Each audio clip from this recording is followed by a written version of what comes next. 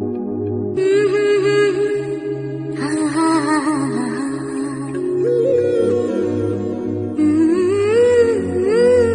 শাড়ি লুকটা আমি কিভাবে ক্রিয়েট করলাম, একটা সিম্পল মেকআপ লুক, তা আবার ক্রায়োলনের একটা নতুন প্রোডাক্ট নিয়ে।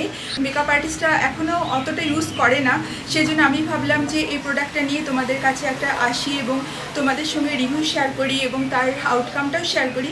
তো আমার মেকআপটা প্রচণ্ড ভালো লেগেছে, মানে আমি সোয়েট হচ্ছে তবুও আমার উঠছে না, আর ভীষণই ভালো লেগেছে আর কি, বলে বোঝাতে পারবো না।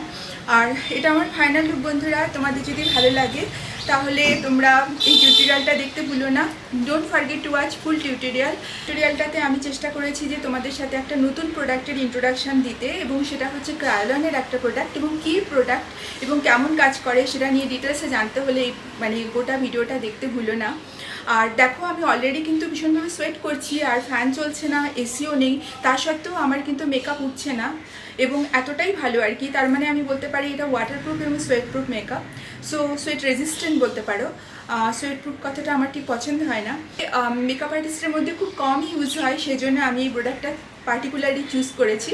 এবং এই প্রোডাক্টটা winter summer all of the year তুমি ইউজ করতে পারবে, কারণ এতটাই comfortable and skin very easy to use, আর প্রচণ্ড হাই কভারেজ, মানে ফুল কভারেজ বলতে। তোমরা এটা আর কি পার্টি মেকআপ বা তোমরা ওয়েডিং গেস্ট লুক হিসাবেও নিতে পারো, যে কোনো সময় যে কোনো প্রোগ্রামের জন্য তোমার এই লুকটা তোমরা ইউজ করতে পারো। আমার ভীষণ ভালো লেগেছে লুকটা, আর তোমরা যদি এই লুকটা সেম টাইপের লুক ক্রিয়েট করতে চাও তাহলে এই টিউটোরিয়ালটা দেখতে ভুলো না বন্ধুরা।